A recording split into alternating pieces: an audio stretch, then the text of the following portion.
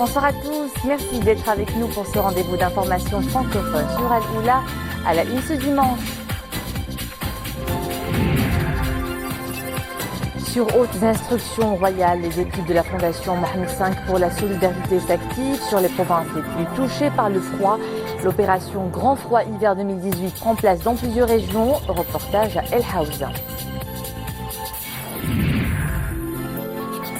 Comme prévu, il neige sur les hauteurs. L'heure est au déblayement des routes enneigées pour rétablir la circulation sur certains axes routiers. Nous verrons sur la route reliant Azelal à Bilwidan. La valorisation et la commercialisation des produits de terroir au cœur des activités d'une enfant de Taroudan, Siam Lhiyen, qui prête main forte aux femmes des coopératives de la province sur le créneau des produits cosmétiques bio.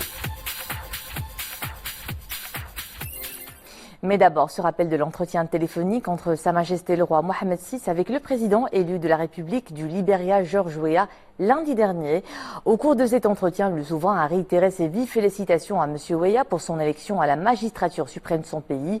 Il a également été l'occasion pour George Weah d'exprimer au souverain sa ferme volonté de raffermir les relations multidimensionnelles liant la République du Libéria au Royaume du Maroc. L'opération Grand Froid Hiver de la Fondation Mohamed V pour la solidarité est activée en application des hautes instructions de Sa Majesté le roi Mohamed VI. Une réunion s'est tenue hier au ministère de l'Intérieur pour examiner les moyens à même de faire face à la vague de froid qui sévit dans plusieurs régions du Royaume. Présidée par le ministre de l'Intérieur, Abdelwafil Ftit, cette réunion a été l'occasion de parachever l'examen des mesures déjà prises pour lutter contre les répercussions de cette vague de froid et d'en alléger les effets sur les populations locales. Au programme, distribution d'aide alimentaire pour les catégories ciblées dans les 22 provinces recensées. Toujours sur haute instruction royale, les équipes de la Fondation Mohamed V pour la solidarité se mobilisent encore une fois dans les provinces du Grand et Moyen Atlas. Cette opération humanitaire qui obéit à une programmation annuelle est enclenchée pour contribuer au désenclavement des populations dans les régions montagneuses. Et pour cette première phase, les équipes de la Fondation interviennent au niveau des 4 provinces de Khnefra, Midelt, Azelal et Al Haouza. L'une des régions ciblées par ce programme solidaire, El Haouz, justement, à travers la mobilisation d'un premier lot de denrées alimentaires de base et des couvertures. Amina Alem, Mounia Marouche.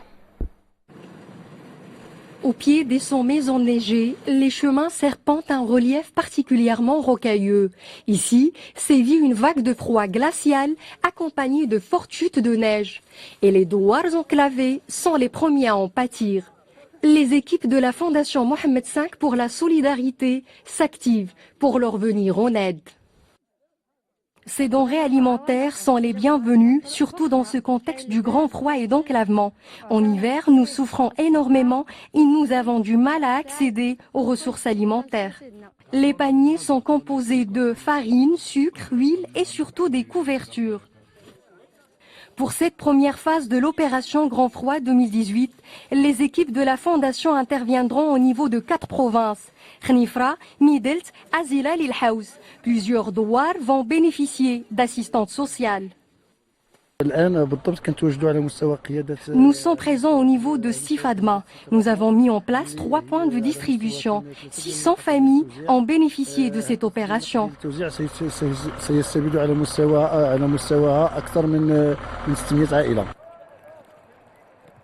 La grande opération Grand Froid 2018 cible plus de 200 douars relevant de 169 communes dans 22 provinces, dont une population totale de plus de 500 000 personnes. Et cet élan humanitaire se poursuit jusque dans les douars les plus reculés. À Émilchil, une femme enceinte et son bébé sauvés de justesse grâce à l'intervention urgente d'une équipe médicale spécialisée. La femme a accouché à domicile dans des conditions climatiques difficiles, mais le staff médical a assuré la réanimation du nouveau-né sur place avec une bonne évolution du bébé et de la maman. Et pour assurer la continuité des soins, la maman et sa fille ont été évacuées vers l'hôpital civil mobile installé à Émilchil pour une bonne prise en charge. Et dans cette région, comme d'autres, la vague de froid est accompagnée d'importantes chutes de neige qui paralysent certains axes routiers. En tout cas, la vigilance ne baisse pas et les services concernés s'activent à déblayer les routes. Nous le verrons dans ce reportage au niveau de la route régionale 304 entre Azelal et Bilwidan, à Marjlaidi et Souad Anachet. Lorsque le mercure plonge à -9 degrés, le grand froid s'installe et les chutes de neige se font abondantes. Les réseaux routiers s'en trouvent bloqués, comme ici sur la route nationale numéro 304, reliant Azelal à Bni Mellal. Pour désenclaver les zones isolées et fluidifier la mobilité, les chasse-neige entrent en action. Un dispositif humain et logistique est aussitôt activé. Nous sommes à 1350 mètres d'altitude. La neige est tombée pendant 24 heures sans interruption. 25 déneigeux sont mobilisés. Ces engins sont en action au niveau de 9 sites stratégiques susceptibles d'intervenir rapidement et efficacement dans un délai très court.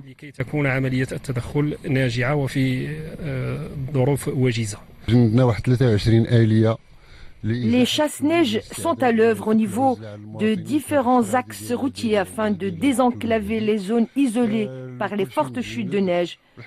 Tout le monde est mobilisé. La ville affiche le même paysage, la neige, accompagnée d'un froid glacial. Les écoles sont presque désertes, excepté ces quelques élèves qui ont eu le courage de braver la rigueur du climat. Une cellule de veille est activée. Les enseignants et les élèves ne font pas le déplacement. Les cours seront dispensés dès le retour de l'embellie. La province d'Azelal enregistre en cette période 60 cm de neige au sommet, 10 cm au pied des montagnes. À chaque saison hivernale, les gros flocons s'invitent ici, recouvrant la région d'un magnifique manteau blanc.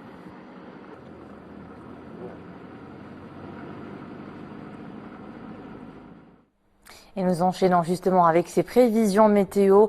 Il continuera à pleuvoir jusqu'à minuit sur Azelal, Haouz Taroudan, Tiznit, Chtuka Baha et Qalat Saragna.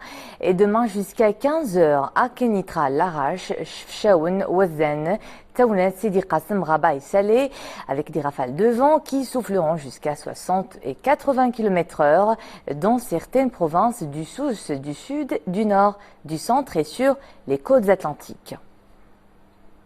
Le secrétaire général des Nations Unies se dit profondément préoccupé par les récentes tensions accrues dans les environs de Guelgueret, provoquées par la flagrante violation par le Polisario du cessez-le-feu signé en 91.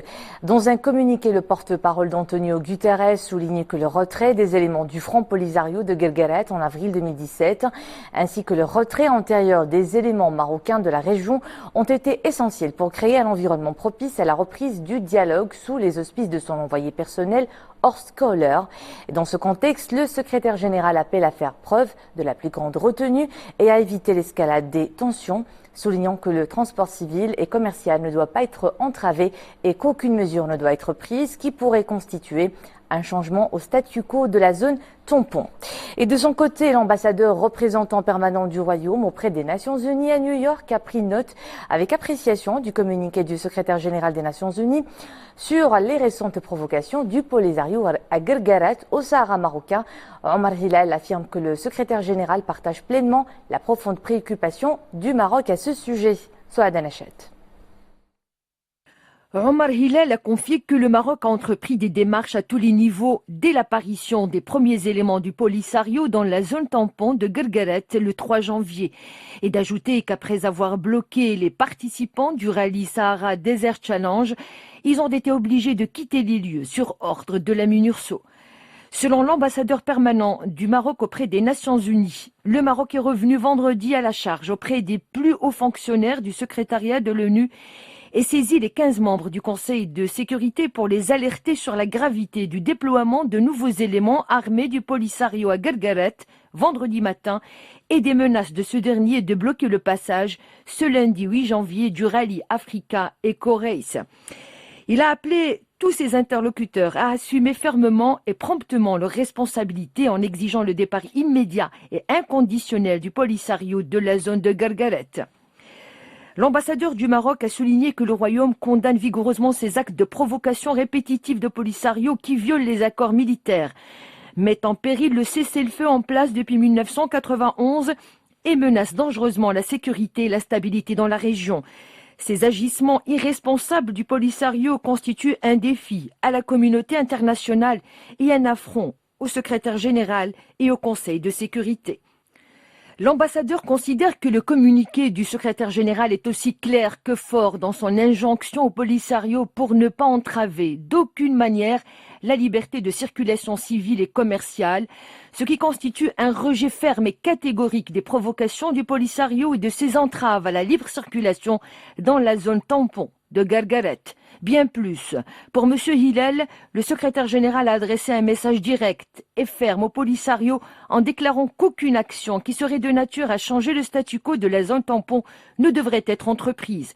De ce fait, la présence du Polisario à Guerguerat est illégale car elle viole les accords en vigueur et tente à changer le statut de la zone. D'où l'obligation du Polisario de se retirer immédiatement et inconditionnellement afin de retourner au statu quo d'antan. M. Hillel a averti que les présentes manœuvres du Polisario visent désespérément à recréer le même scénario de crise que celui de mars et avril dernier. Le Polisario fait ainsi preuve d'amnésie en oubliant qu'il a été contraint de retirer ses éléments armés suite à la menace d'une condamnation sans équivoque du Conseil de sécurité et d'une sommation de 15 jours pour obtempérer. L'ambassadeur du Maroc déplore profondément que la répétition de ce scénario est la preuve que le Polisario et l'Algérie qui le financent l'arme et achètent les pick-up qui bloquent la route à Guerguerat ne tirent pas les leçons de leur échec cuisant d'avril dernier. Concernant le rappel par le secrétaire général du lien entre le retrait du Polisario et l'impératif d'un environnement conduisant à la reprise du dialogue politique, M. Hillel a indiqué que l'avertissement par M. Antonio Guterres est très important car ce dernier est conscient qu'aucun processus politique n'est possible quand les autres parties optent pour la provocation et l'escalade. Le Royaume du Maroc, à l'instar du secrétaire général et des membres du Conseil de sécurité, considère que les provocations du Polisario sont antinomiques aux efforts actuels de M. Koller pour relancer le processus politique. L'ambassadeur du Maroc avertit qu'aucun processus politique n'est possible tant que les autres parties persistent dans leur violation récurrente des accords militaires et du cessez-le-feu, ainsi que dans leur habituelle tactique de la tension et de la crise à la veille des échéances onusiennes. Comme le rappelle le communiqué du secrétaire général, le processus politique a impérativement besoin d'un environnement de sérénité, de calme et de respect des engagements pris. Et M. Hillel de conclure que le Royaume a respecté ses engagements depuis la crise de l'année dernière et n'a entrepris aucun acte affectant le statut de la zone tampon de Guerguerat. Il fait preuve de retenue comme le souhaite le secrétaire général, cependant sa patience a des limites. Fin de citation.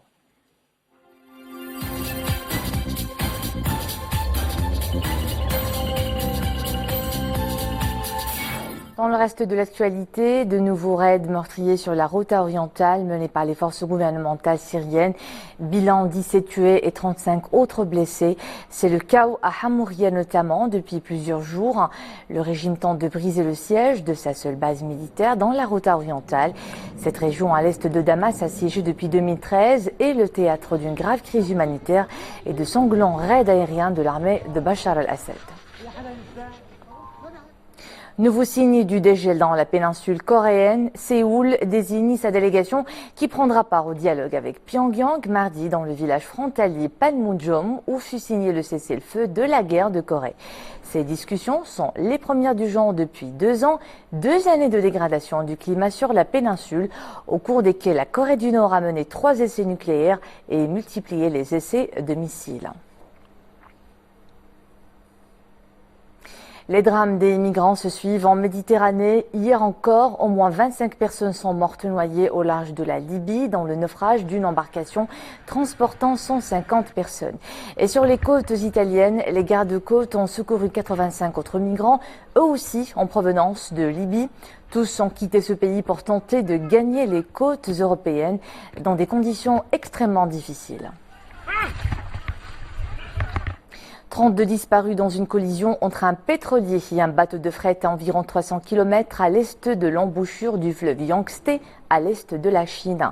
La collision est intervenue entre un navire pétrolier sous pavillon panaméen qui faisait route vers la Corée du Sud et un navire de fret chinois transportant 75 000 tonnes de grains. Le pétrolier, toujours à flot, est en proie à un intense brasier dominé par d'épaisses fumées noires. La côte est des États-Unis subit toujours les effets d'une bombe cyclonique, une dépression qui provoque une baisse brutale de température jusqu'à moins 40 degrés dans certains États. Sous les bourrasques, la limite entre l'océan et la terre ferme s'estompe. Une bise glacée balaie la côte. Boston et ses alentours connaissent le jour le plus froid de l'après-tempête et plusieurs États sont enveloppés dans un drap de gel venu du Grand Nord et du Canada.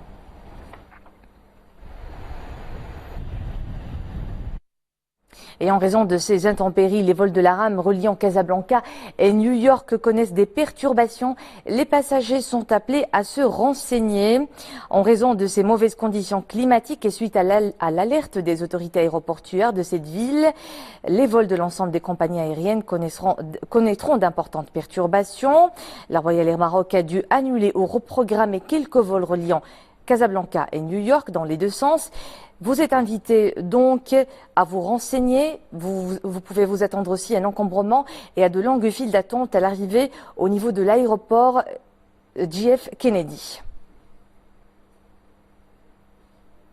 Et pendant que les États-Unis grelottent de froid, l'Australie étouffe de chaleur.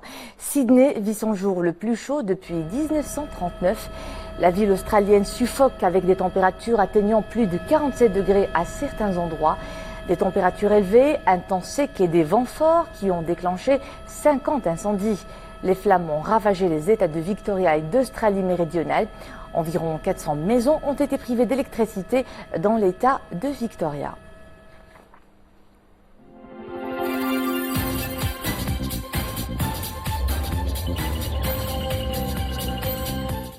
La valorisation et la commercialisation des produits des coopératives féminines de Taroudan, c'est le fer de lance de Siham El-Hiyan, elle-même native de la région.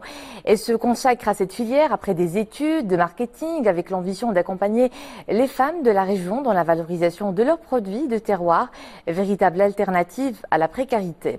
Ashur Ben Messaoud, Bouchaïb Ammari et Sarah Katir.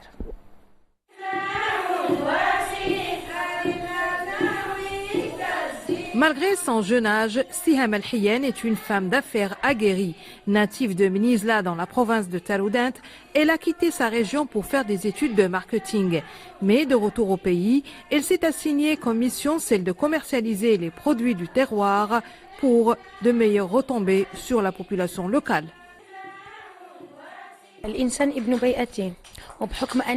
Je suis le fruit de mon environnement. C'est pour cela qu'après mes études de marketing, j'ai choisi de m'installer à Mnizla pour pouvoir aider les femmes des coopératives à commercialiser leurs produits, vu que c'est ce qui fait défaut aux coopératives féminines ici. Pour ce, j'utilise l'Internet et tous les moyens dont je dispose. Siham commercialise des produits cosmétiques bio, du henné, de l'argan, en somme toute la production des coopératives et pour cela, elle n'hésite pas à se déplacer. Qu'ils soient marocains ou étrangers, tous les clients exigent la qualité. C'est pour cela que je veille à ce que tous les produits que je commercialise soient labellisés. Femme battante, autonome, Siham est un modèle à suivre. Elle poursuit son bonhomme de chemin et aspire à développer la condition de toutes les femmes de la région.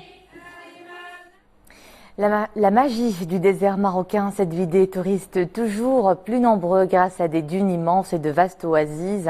À Merzouga, la nature est flamboyante du lever au coucher du soleil. Une expérience sensorielle qui comble tous ceux qui la tentent. Nous le verrons avec Hanan Arsalani, Yassine Mazi et Zakaria Mouqimbillah.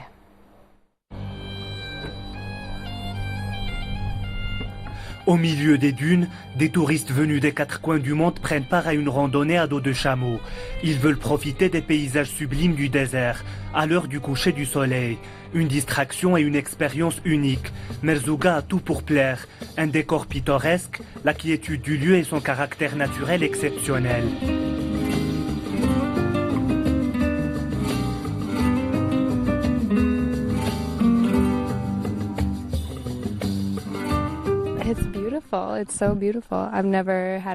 C'est fabuleux. Je n'ai jamais eu la chance de participer à une telle expérience. Le désert est très calme. La randonnée à dos de chameau est un peu difficile mais très plaisante. Je suis agréablement surprise de découvrir d'aussi beaux paysages. J'ai voyagé dans beaucoup d'endroits, mais le charme de ce lieu est inouï. On peut admirer la beauté de la nature en toute sérénité. Merzouga è una delle mete più belle che io abbia mai visto. Increíble experiencia hasta ahora, en verdad. Me ha encantado. Nous avons vécu une expérience fantastique. Les gens sont très hospitaliers et les paysages sont fascinants. C'est spectaculaire. Es increíble. Y sobre todo la gente en Marruecos, en verdad, ha sido muy acogedora con nosotros. Y en verdad, espectacular. Sur place, nos visiteurs sont accueillis dans des auberges traditionnelles qui associent authenticité et confort. Dans ces chambres aménagées en plein désert, ils disposent de tous les équipements nécessaires pour passer un séjour agréable. En cette période de vacances de fin d'année, l'affluence est au rendez-vous. La dernière semaine de 2017, pour les fêtes de la fin d'année, nous avons passé des super moments. On a reçu beaucoup de monde. Cette année, on a un record. On a dépassé 5000 personnes pendant la nuit de Réveillon. Alors c'est énorme par rapport aux années précédentes. De plus en plus, Merzouga développe une offre touristique riche et diversifiée. Son attrait reste constant tout au long de l'année. Durant les premiers mois de 2017, la province d'Erachidia a accueilli 50 000 touristes, soit une hausse de 31% par rapport à l'année précédente.